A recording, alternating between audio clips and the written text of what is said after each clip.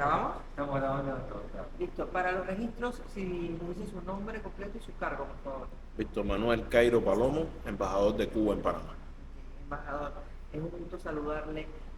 Si nos cuenta por qué está aquí en este momento y la relación que ha tenido el Partido del Pueblo con el pueblo cubano. Bueno, hemos recibido una invitación cordial a participar en la clausura del Congreso del Partido del Pueblo. Este es un evento para nosotros de una gran importancia, a partir de la histórica relación que ha tenido el Partido Comunista de Cuba y Cuba con el Partido del Pueblo. Hemos participado siempre en una relación de respeto a los países, de respeto a la realidad de cada una de nuestras naciones, pero al mismo tiempo en el ámbito internacional, en el trabajo político que realizan los partidos políticos a nivel internacional, siempre ha habido un grupo de coincidencias importantes entre el Partido del Pueblo y el Partido Comunista de Cuba en los foros regionales y en los foros internacionales en los que hemos participado. Es por eso que vengo a traer hoy un mensaje de hermandad, de solidaridad, de respeto y salud a este cónclave que entendemos que será importante para definir los objetivos y el trabajo de esta agrupación política en lo que le queda en los próximos 5 años y el trabajo político en lo que se significa las relaciones internacionales y el trabajo en América Latina de los partidos políticos progresistas. Claro. Ahora, usted mencionó es un tema de solidaridad y precisamente en Naciones Unidas ustedes están por presentar un documento muy importante relacionado con el bloqueo de Cuba. Si nos puede explicar. Sí, próximo 28 y 29 de octubre tendrá lugar en la Asamblea General de las Naciones Unidas en Nueva York la presentación por parte del canciller de la República de Cuba de una resolución que actualiza la resolución que se ha venido adoptando durante más de 30 años relacionada con la imposición del bloqueo económico, financiero y comercial contra Cuba por Estados Unidos, por el gobierno de los Estados Unidos. Yo creo que es importante precisar que es por el gobierno de los Estados Unidos porque existe una cada vez más creciente demanda del propio pueblo de Estados Unidos, del propio pueblo americano, en la necesidad de poner fin a esa política unilateral coercitiva, que es la más prolongada en la historia que se haya conocido, que el propio gobierno de los Estados Unidos en diferentes sesiones del Congreso se ha vanagloriado del impacto que tiene esa política en la población y en el logro de sus pretendidos objetivos. Este ha sido un tema muy debatido en los últimos meses y donde hemos visto que el gobierno de los Estados Unidos, a diferencia de otros periodos, ha comenzado a actuar de manera desesperada, presionando a gobiernos, presionando a estados que ellos consideran aliados, presionando a diversos miembros de la Asamblea General de las Naciones Unidas para que cambien sus posturas históricas contra el bloqueo. Lo sancionan, chantajean, amenazan, y todo eso es violatorio del derecho internacional, todo eso viola la Carta de las Naciones Unidas, todo eso viola los principios que establecen, los objetivos que establece la Carta de las Naciones Unidas y que forma parte del acervo histórico con que se trabaja en la Asamblea. El bloqueo contra Cuba es objetivo y es práctico. Tiene ejemplos muy claros. 16 días de bloqueo equivalen al monto de lo que necesita Cuba para reparar y hacerle mantenimiento en un año a todas sus termoeléctricas y no habría apagón en Cuba, no habría crisis energética en Cuba. 16 días de bloqueo. Con solo 16 días que Estados Unidos elimine el bloqueo contra Cuba, nosotros tendríamos la capacidad financiera para poder hacer el mantenimiento de todos los sistemas termoeléctricos cubanos para poder acabar hoy la crisis energética que tiene nuestro país, que lo sufre constantemente. Hay un intento de debatir sobre si el bloqueo no es la verdadera causa de los problemas que tiene Cuba. Y ese intento de debate lo ha puesto Estados Unidos sobre la mesa diciendo que Cuba es responsable, que el sistema cubano está agotado y que es Cuba quien no tiene capacidad para resolver sus propios problemas porque el bloqueo no existe. En primer lugar, una gran mentira, porque se conoce claramente que el bloqueo existe. En segundo lugar, nosotros reconocemos que hay determinadas problemáticas en nuestro país que dependen de algunos temas, dependen de la capacidad nuestra. Pero ¿cómo pedirle a un país que resuelva sus problemas, que busque soluciones a sus problemas, cuando todas esas soluciones y todos esos problemas, muchos de ellos pasan por la falta de recursos materiales, por la falta de acceso al mercado, por la falta de préstamos internacionales? Yo conozco países, y no los menciono por un tema de ética, que cuando tienen una situación económica determinada o ante una crisis económica determinada, solicitan incluso préstamos y apoyos internacionales de otros países o de fondos internacionales. Cuba está negado a esos fondos. ¿Por qué? Porque se le teme a tener relación con Cuba, porque los bancos no quieren trabajar con Cuba. En Panamá no hay un banco que trabaje, que haga una transacción comercial con Cuba. Ninguno. Cuando uno se acerca, las personas, los funcionarios de los bancos te dicen, ustedes están sancionados por Estados Unidos, por lo tanto no queremos sufrir sanciones de Estados Unidos por tener relaciones con Cuba. Hay casos muy curiosos de personas que han sido, nada más por tener el apellido donde está la palabra Cuba en algún momento, o personas que viven en la avenida Cuba, en la ciudad de Panamá, y que van a un banco y van a hacer alguna transacción, cuando nada más sale en el registro la palabra Cuba, ya sale una alerta. Y son personas que no tienen nada que ver con nuestro país, son personas que pueden vivir en esa cuadra, en esa avenida, o que pueden tener en su apellido la combinación que diga Cuba, y ya eso implica una prohibición o una alerta o una alarma que implica dar más información y repetir información. Eso significa que el bloqueo no solo afecta a la relación bilateral entre Cuba y Estados Unidos, que se podría beneficiar ostensiblemente si estuviera vigente. El bloqueo afecta a terceros, porque tiene un efecto extraterritorial, porque se le aplica a terceros lo que se supone que está diseñado para aplicar dentro de Estados Unidos. Hay bancos que te dicen, nosotros queremos relaciones con Cuba, pero como nosotros tenemos sucursales en los Estados Unidos que mueven fondos en dólares, nosotros no podemos tener relaciones con Cuba porque afectaría mucho la relación con el Banco Norteamericano. Ahora, me gustaría que nos dé un ejemplo de cómo afecta el bloqueo o sea, a los cubanos, pero sí, o sea, cómo que lo pueden ejemplificar en términos de la logística comercial. O sea, un barco puede llegar con productos a Cuba. ¿Cómo? Los barcos es una de las áreas que más perseguidas hay. Primero, los barcos con combustible. Nosotros somos un país que produce combustible, un combustible que tiene mucho azufre. Ese combustible que tiene azufre lo utilizamos en las termoeléctricas, pero tiene una alta implicación de oxidación de nuestras maquinarias, de nuestros tanques de combustible y de toda la operatoria de esa termoeléctrica. Es por eso que en muchas ocasiones se escucha de que la termoeléctrica fue reparada y a un periodo corto de tiempo ya tiene otra avería, precisamente porque ese combustible que nosotros usamos, que hemos tenido que adaptarlo para depender nosotros mismos de nuestro propio combustible, es muy agresivo, es muy duro con la maquinaria. Por lo tanto, dependemos de combustible que venga del exterior. Hay ejemplos claros de embarcaciones que son perseguidas por Estados Unidos y que una vez que entran a puerto cubano le aplican una sanción que no puede entrar más a puerto norteamericano. Tenemos informaciones claras, precisas, de navieras y compañías, digamos, con bandera de otros países que han tratado de entrar a territorio cubano y hay un registro de eso y los americanos le dicen que fueron detectados comercio con Cuba y por lo tanto no pueden entrar a territorio norteamericano. Imagínate que por el canal de Panamá pasa alrededor de un 76% de buques de varias banderas que tienen como destino los puertos norteamericanos. Imagínate que un barco eso trate de entrar a territorio cubano. ¿Cómo podría operar un barco que normalmente en un periodo corto de tiempo pasa por puertos norteamericanos? Entonces las grandes compañías se cuidan de hacer eso. Al mismo tiempo, hay a veces persecuciones que son indirectas.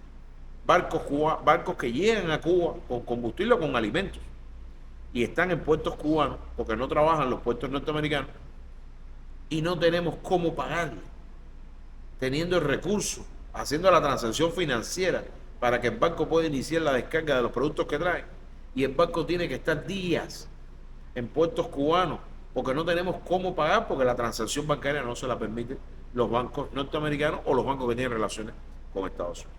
Entonces el bloqueo es muy claro en medida de que tiene leyes que sustentan esas aplicaciones. Cuando se dice que no hay bloqueo, la gran pregunta es qué cosa es la ley Herbert, qué cosa es la ley Torricelli, donde aplica un paquete de medidas, qué son las 243 medidas que aplicó Trump en su primer mandato contra Cuba. Son medidas de estrangulamiento económico, son medidas de persecución económica. Lo peor es que utilizan con tantos problemas en materia de derechos humanos, derechos sociales, derechos económicos que tiene la población norteamericana, utilizan los impuestos, el aporte de la sociedad norteamericana para pagar esas persecuciones, porque eso tiene una maquinaria, eso lleva recursos, eso lleva fondos, eso lleva tiempo, eso lleva capacidad humana, y llevan todo eso dedicándole tiempo con solamente estrangular la economía de un país. Si Estados Unidos y Cuba tuvieran comercio libre, Estados Unidos fuera el principal proveedor de productos hacia Cuba, porque nosotros somos un país que tiene casi 11 millones de habitantes, una isla, la más grande isla, el más grande archipiélago del Caribe es Cuba, y lo normal es que entre Estados Unidos y Cuba hubiera una relación de comercio fluido. Hay quien trata de engañar también diciendo que no es cierto que entre Cuba y Estados Unidos no hay limitaciones de comercio, porque se puede vender algunos alimentos y se puede vender medicamentos. Eso es verdad. Hay medicamentos y alimentos que se pueden vender desde Estados Unidos, pero todo se hace a través de licencias autorizadas por Estados Unidos. Todo se hace en magnitudes limitadas con respecto a la potencialidad que Cuba tendría para poder adquirir insumos médicos, cooperación.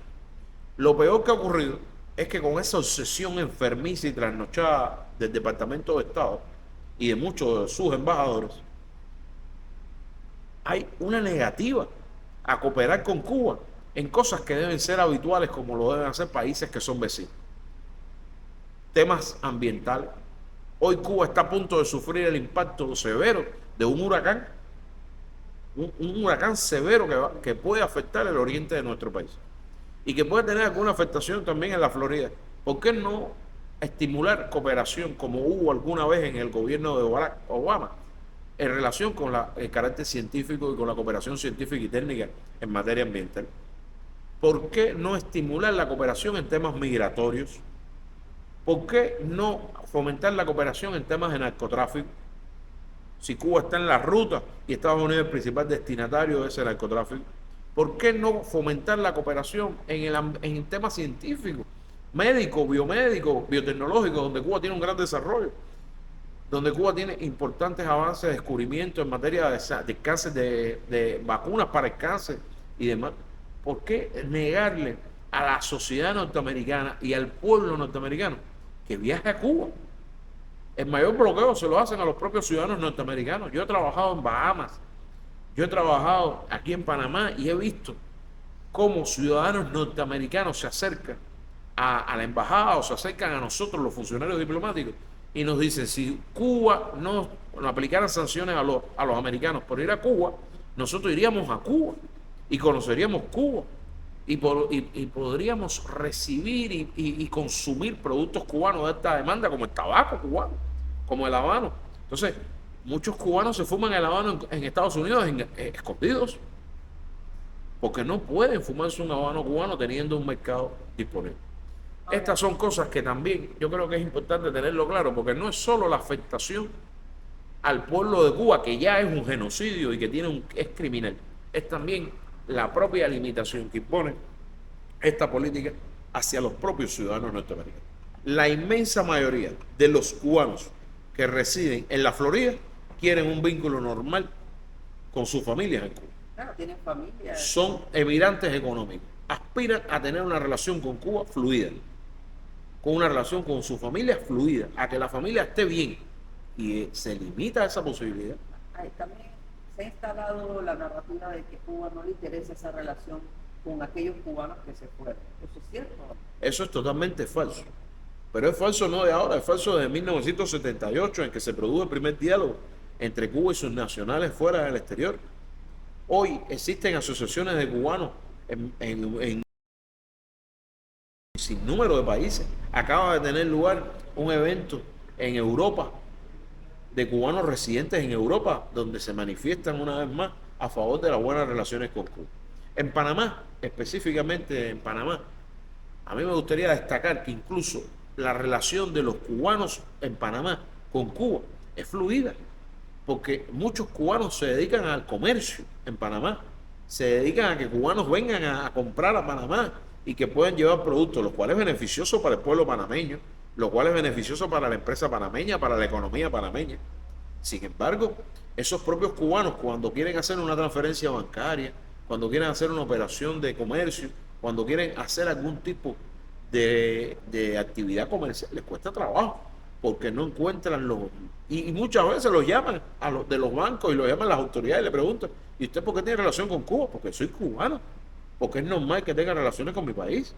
Y nosotros como embajada estimulamos, fomentamos, no la Embajada de Cuba en Panamá, a nivel de política de Estado, fomentamos el vínculo económico con Cuba. Creemos que los cubanos en el exterior tienen la capacidad de aportar al desarrollo de Cuba. Ahora, ¿cuál es el análisis que usted hace con respecto a las posiciones que tiene el presidente de Estados Unidos, Donald Trump, que es evidentemente un presidente mucho más agresivo en sus políticas hacia América Latina? Yo creo que en primer lugar hay una aplicación con el gobierno de Donald Trump de una doctrina Monroe .12. Garrote, garrote, garrote.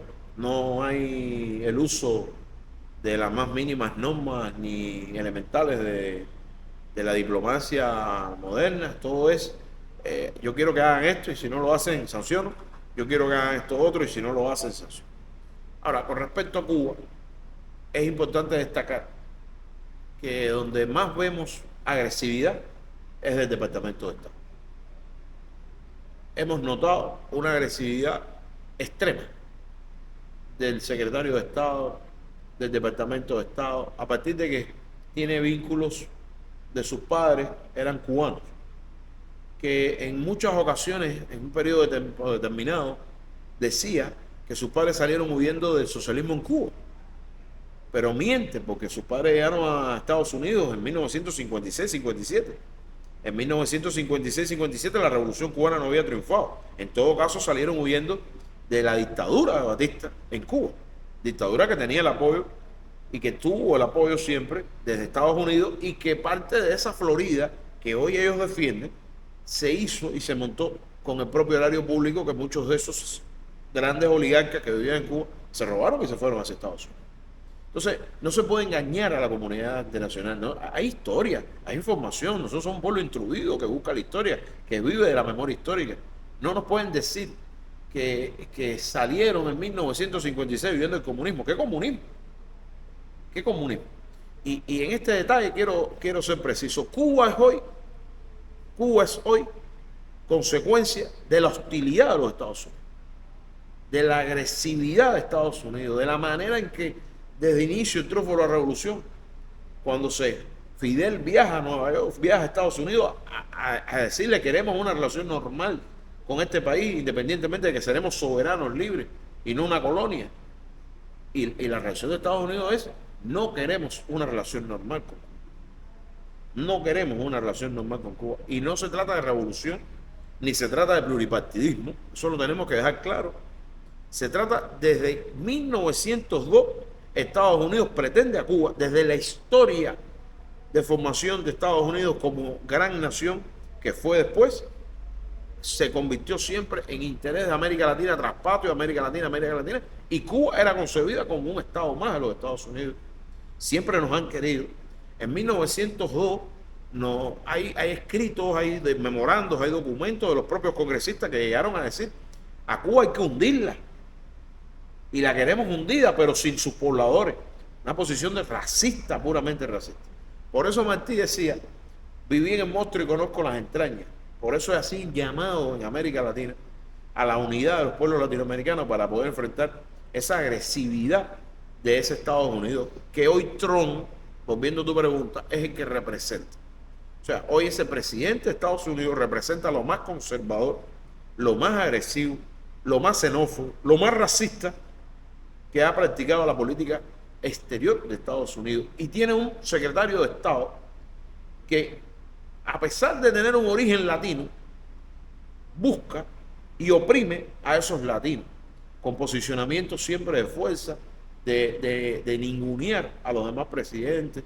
¿En qué país del mundo o en qué política diplomática se puede apreciar que un presidente o que un secretario de Estado o que un embajador llama a un presidente y lo contradice en el medio público, en la televisión, en la radio, y lo amenaza y le quita? Eso estamos viviendo en América Latina hoy. Eso lo estamos viendo en América Latina hoy. Y el gran peligro es que estamos en un momento donde hay una transición. Una transición de Estados Unidos. No es la gran potencia que fue. Ha dejado de ser un referente para muchos en materia económica. Y hoy practica el dime, hagan lo que yo digo y no lo que yo, hagan lo que yo digo y no lo que yo hago. Y con esa frase tratan de manipular a todas las sociedades, a todos los estados. En fin, yo creo que estamos en un momento muy delicado de una doctrina Monroe 2.0, como te dije, de garrote, donde esta política de Donald Trump hacia América Latina y el Caribe constituye una gran amenaza para los pueblos latinoamericanos, para los principios del derecho internacional. Esa sería la política de Donald Trump hacia Latinoamérica. ¿Cuál es la política de Cuba hacia Latinoamérica? La política de Cuba hacia Latinoamérica, te agradezco la pregunta.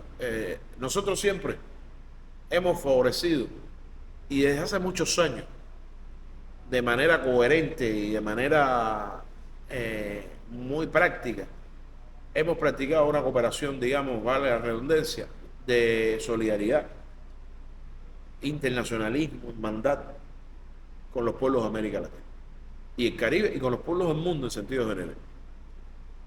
Nosotros no distanciamos entre países de izquierda y de derecha. Nosotros tenemos relaciones con países de todos los sectores, de todas las tendencias. Y lo hacemos desde una posición de respeto a la soberanía de cada uno de los estados. Cuba tiene capacidades que pueden ser aprovechables por otros países y hay otros países que tienen capacidades que Cuba puede aprovechar. Por lo tanto, creemos en la cooperación internacional de manera bidireccional y en beneficios mutuos. Cuba en América Latina y el Caribe se ha distinguido por la cooperación en materia de salud. Cooperación en materia de salud que también el secretario de Estado pretende convertir en que es una trata de personas y de rechazar y de condenar a esos países que tienen médicos cubanos. Pero los médicos van a donde no van los médicos locales. Pero los médicos cubanos van y salvan vidas ante desastres naturales, catástrofes. Pero los médicos cubanos van a la selva, van a zonas rurales, donde no va ningún médico, digamos, que no pretenda o que no tenga una visión humanista de la sociedad. Y cuando lo sacan los médicos se pone en peligro la vida de miles de personas, de millones de personas en el mundo que le dan atención o que reciben atención médica. Hoy hay países que el sistema de salud depende de la presencia de los médicos cubanos, si no, no hubiera sistema de salud. Entonces la realidad implica que nosotros, como parte de esa política internacional de solidaridad y de hermandad, practicamos ese espíritu de solidarizarnos con los pueblos hermanos en cooperación en materia de salud, en materia educacional, en materia cultural, en materia deportiva. Cuando vemos el éxito que tienen hoy muchos países latinoamericanos en varios deportes, en las Olimpiadas, en los Juegos Regionales, en los campeonatos mundiales, y que detrás tiene un entrenador cubano, nos llena de alegría y de satisfacción. El béisbol panameño ya nos gana. En algunos eventos internacionales le ha ganado a Cuba, eso era ni soñar hace algunos años. Aquí vinieron, por aquí pasaron muchísimos entrenadores cubanos de alto nivel, Omar Linares, Germán Mesa, Afonso Urquiola, muchísimos de gran nivel que enseñaron a las jóvenes generaciones de peloteros cubanos a jugar la pelota. Ustedes siempre han sido peloteros, pero a jugar la pelota también con esa picardía que Cuba tenía. Hoy son resultados que se debe a esa cooperación, a esa práctica incesante. Por lo tanto, yo creo que la cooperación es parte de nuestra política exterior. En segundo lugar, es el respeto al derecho internacional. Practicamos una diplomacia que tiene muchas aristas, porque tenemos la diplomacia partidista, esta que estamos practicando hoy o que vamos a practicar, la diplomacia de los pueblos, porque nuestros pueblos se vinculan, la diplomacia de nuestros parlamentarios, porque también hay relaciones entre las asambleas, la diplomacia de los estados, la lógica, la que practicamos tradicionalmente, la diplomacia científica, porque a través de nuestros científicos y centros de ciencia también se unifican, la diplomacia cultural, a través de nuestros embajadores, ¿qué mejor embajador que un artista, un pintor, un músico, un bailarín, alguien que traslada las tradiciones y culturas comunes que tenemos en muchos casos?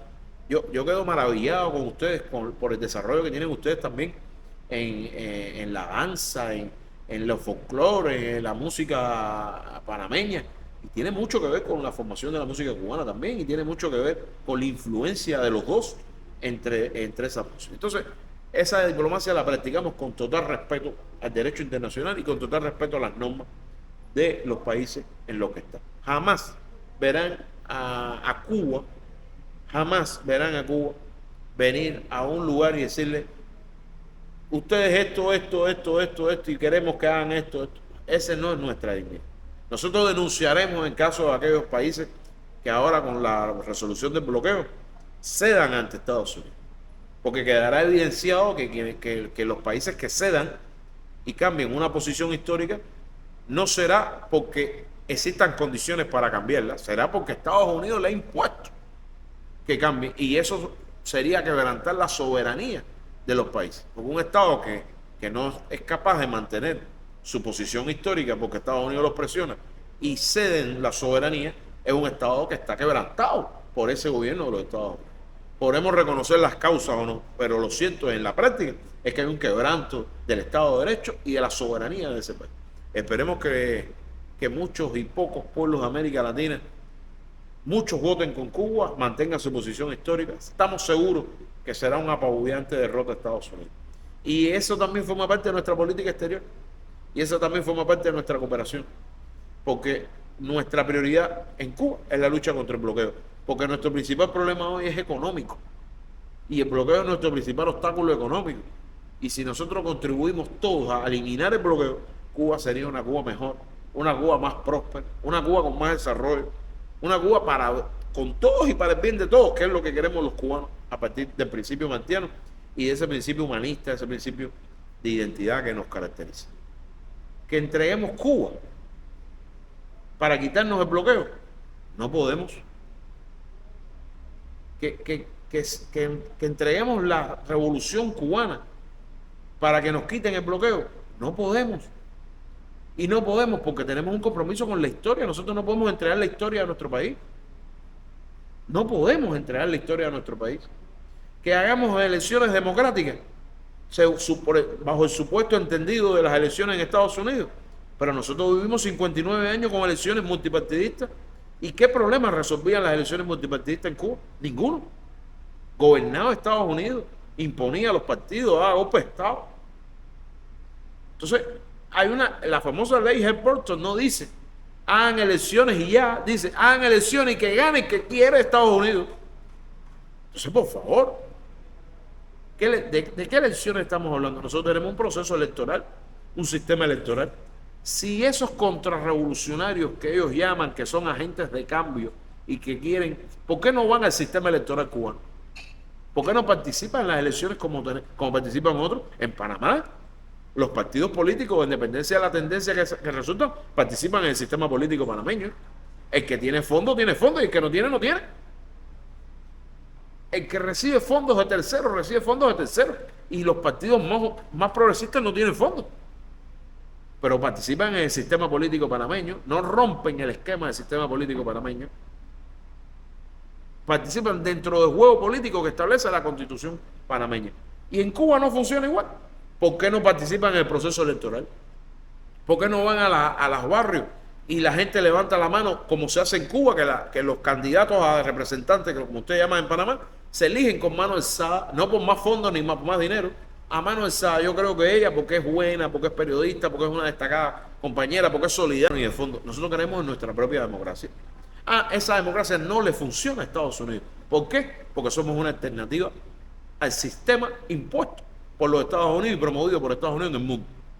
y somos un pequeño país que ha logrado resultados sociales de estructura, de consenso, que eso Estados Unidos no se lo puede permitir. Y estamos a solo 90 millas de Estados Unidos.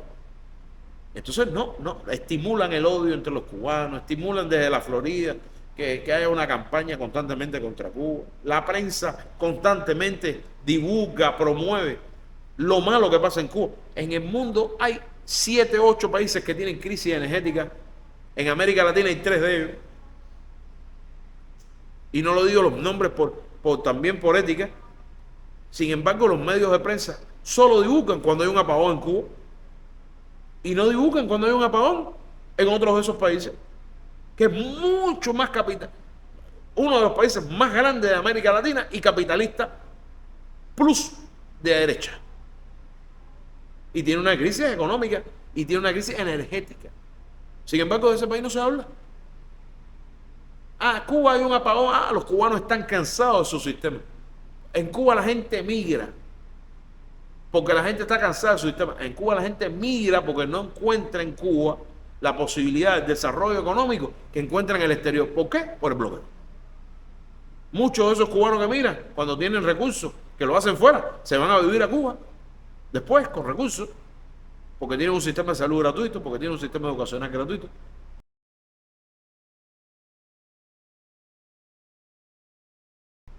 Si no hubiera bloqueo, el cubano no migraba.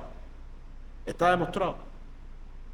Pero si vamos a términos de referencia, ¿de dónde son la inmensa mayoría de los migrantes que llegan a Estados Unidos? Las grandes rutas y los grandes ciclos de afluencia de migrantes en el mundo, ¿de dónde vienen? De países socialistas. No. Los que miran de África son socialistas. Los que miran de Centroamérica vienen de países socialistas. No. Entonces, si vamos a hablar de que el socialismo es la causa de la migración y del fracaso, yo creo que en proporciones tenemos que ser muy serios. El capitalismo es la causa mayor, porque hay muchos mayores migrantes que migran de países capitalistas que socialistas, porque el mundo está lleno hoy de países capitalistas. Y mientras haya diferencias sociales, mientras haya falta de oportunidades, mientras haya corrupción, mientras no haya oportunidad en la distribución de la riqueza, esos son causas también de migración. Entonces es muy fácil decir, el sistema cubano no funciona porque tienen hambre y miseria. El socialismo es hambre y miseria. El socialismo no es hambre y miseria, porque los referentes del socialismo entonces son los países bloqueados. ¿Por qué no me hablan de Vietnam? ¿Por qué no se habla de Vietnam y de China? Cuba, porque lo tenemos 60 años bloqueado. No, el socialismo es hambre y miseria en Cuba porque están, libéranos, quítanos el bloqueo, quiten el bloqueo y siéntense a esperar, como dijo recientemente un viceministro nuestro de Relaciones Exteriores. Si nosotros somos incapaces como sistema, quiten el bloqueo y déjennos. Déjennos. Y verán, porque saben nuestras potencialidades. Porque nosotros formamos el recurso humano. Y ahí también está otro principio de la política exterior de Cuba. La formación de la solidaridad no es solo hacia afuera, es hacia adentro. Cuando nosotros damos becas para que estudiantes panameños, para que estudiantes latinoamericanos, africanos, de propio Estados Unidos vayan a Cuba a estudiar. ¿Cuántas miles de personas se han graduado en Cuba en diferentes especialidades? Como parte de esa solidaridad. Y no porque nos sobren los recursos, es que damos lo poco que tenemos, lo compartimos también con nuestros hermanos latinoamericanos y caribeños. Nos alegramos cuando mejoramos la calidad de vida de una persona que estudia en Cuba, que se hace graduado, que después regresa. Hay quien ha llegado a ser primer ministro, graduado en Cuba. Hay quien ha llegado a ser ministro de sus países. Hay quien han llegado a ser importantes científicos, médicos, después de ser graduado en Cuba. Aquí en Panamá hay ejemplos de graduados destacados. Entonces, no se trata de atacar a una pequeña isla que tiene sus propios problemas, sí.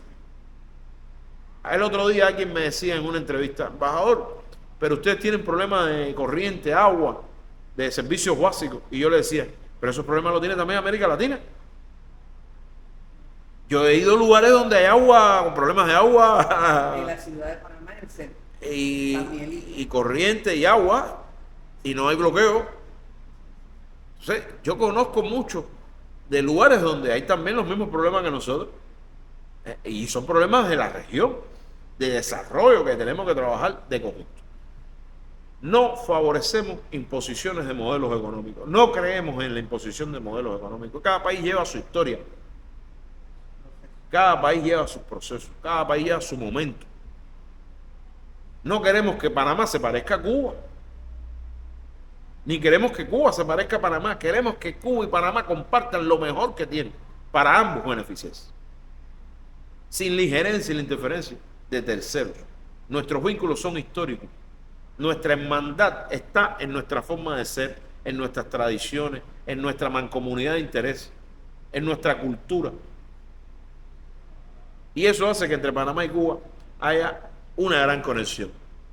Una gran conexión que hemos defendido como concepto, no es un eslogan, es un concepto que tiene detrás de ella esta mirada tuya, este intercambio con él, esa relación de hermandad que hay con muchos de los que están sentados dentro de este cónclave, que son parte de la solidaridad con Cuba en Panamá.